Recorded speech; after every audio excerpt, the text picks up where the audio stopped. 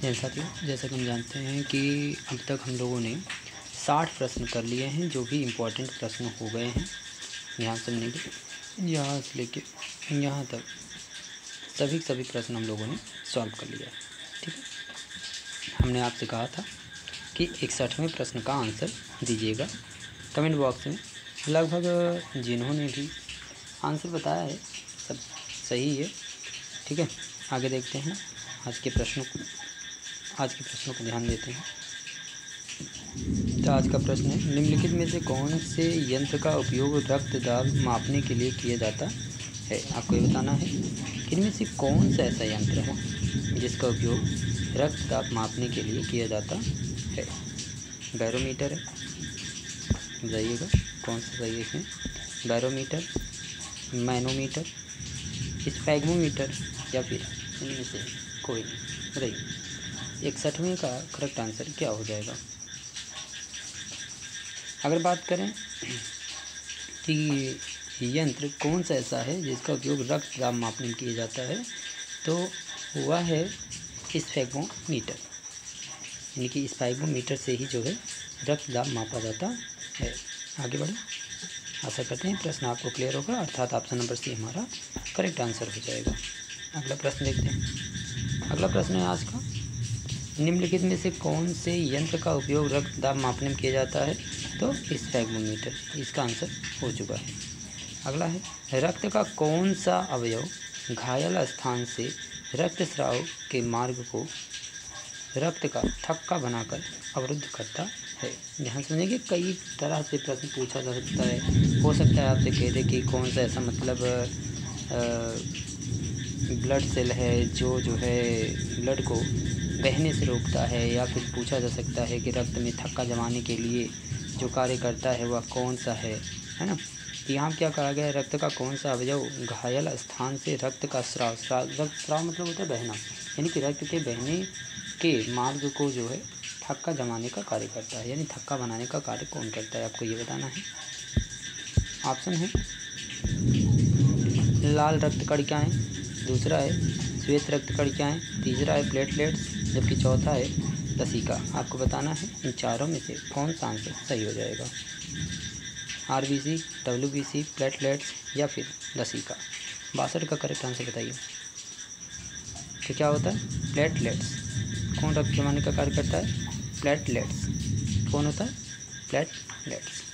Option number C correct answer हो जाएगा। अगला प्रश्न है, ध्यान दीजिएगा। अगला प्रश्न क्या आ गया, मंड परीक्षण के लिए हरी पत्ती पर आयोडीन डालने से पहले पत्ती को एल्कोहल में उबाला जाता है।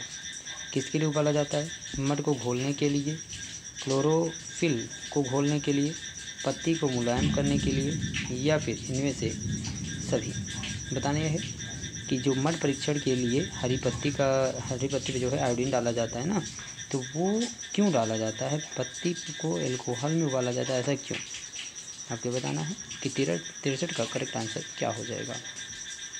अगर बात करें मड परीक्षण के लिए, तो क्लोरोफिल जो क्लोरोफिल होता है उसको घोलने के लिए इसका प्रयोग किया जाता है बेसिकली। ठीक है, तो ऑप्शन नंबर बी हमारा करेक्ट आंसर हो जाएगा। अगला प्रश्न देखते हैं आज के। अगला प्रश्न कहा गया है आपसे, स्लाइड को सर्वप्रथम कंपाउंड माइक्रोस्कोप से देखा जाता है। कितने बताना है, 5x पर, 10x पर, 25x पर या फिर 45x पर। बताना ये है 64 का करेक्ट आंसर क्या हो जाएगा। स्लाइड को सर्वप्रथम कंपाउंड माइक्रोस्कोप से देखा जाता है, कितने पर देखा जाता है ये बताना है। 64 का कौन करेक्ट आंसर हो जाएगा। अगर बात करें स्लाइड पर जो है अगर कंपाउंड को देखना है आपको, तो 10x पर, यानी कि आपको 10x पर ही देखना पड़ता है। कितने पर देखना पड़ता है, 10x पर देखना पड़ता है। ठीक है, ऑप्शन नंबर बी हमारा करेक्ट आंसर हो जाएगा। अगला प्रश्न कहा गया है, तिलचट्टा का श्वसन अंग है, कौन है, ट्रैकिया है, गलफड़ा है, त्वचा है या फिर फेफड़ा है। बताइए करेक्ट आंसर बताइए क्या हो जाएगा। तिलचट्टा का श्वसन अंग है, कौन है, ये बताना है। अगर बात करें तिलचट्टा की, तो तिलचट्टा का जो श्वसन अंग होता है वह क्या हो जाता है, ट्रैकिया हो जाता है। क्या होता है, ट्रैकिया होता है। अगर बात करें गलफड़ा का, गलफड़ा का प्रयोग मछली करती है। कौन करता है, मछली।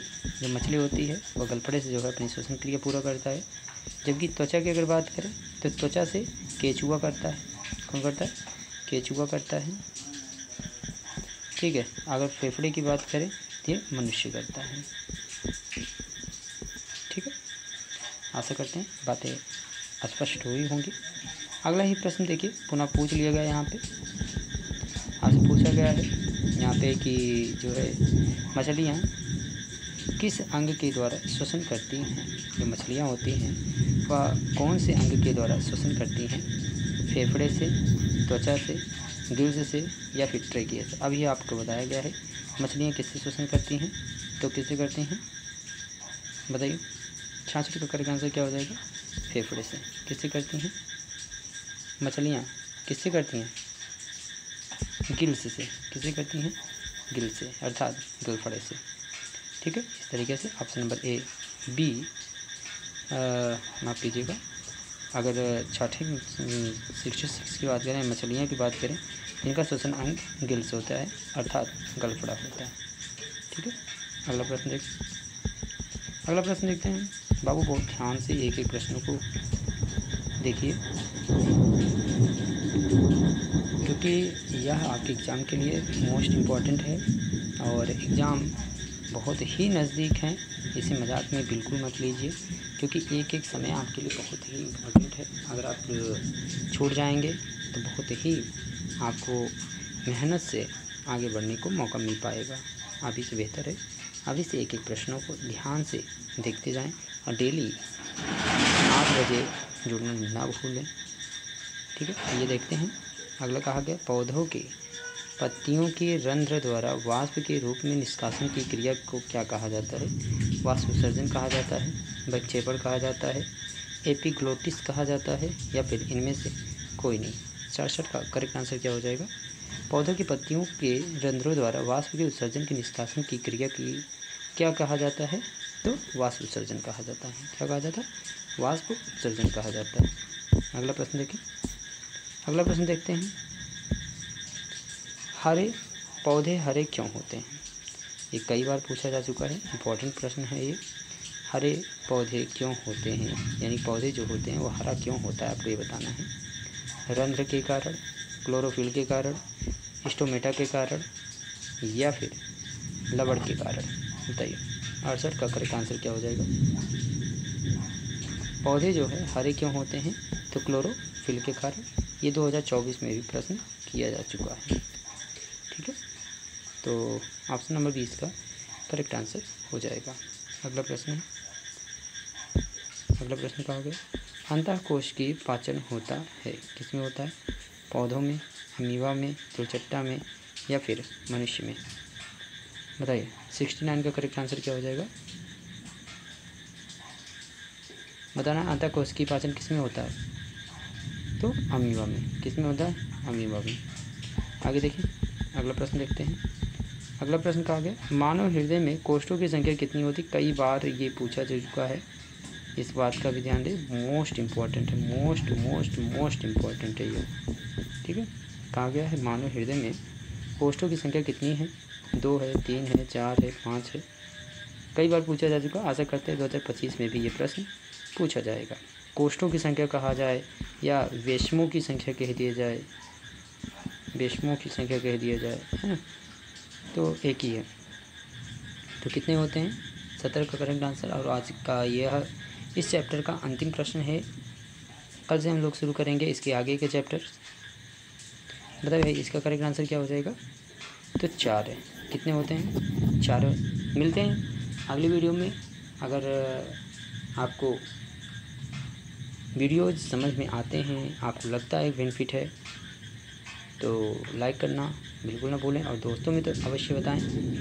ठीक है, मिलते हैं अगली वीडियो में अपने टाइम शाम 8 बजे। और कल से मैथ की भी क्लास 8:30 बजे से स्टार्ट होगी, यानी कि 8:30 से लाइव हम लोग जुड़ना आएंगे और जो है एक एक क्वेश्चंस को सॉल्व करेंगे। स्टार्टिंग से हम लोग मैथ भी सॉल्व करेंगे। मिलते हैं अगली वीडियो में, तब तक के लिए दीजिए हमें इजाज़त। धन्यवाद।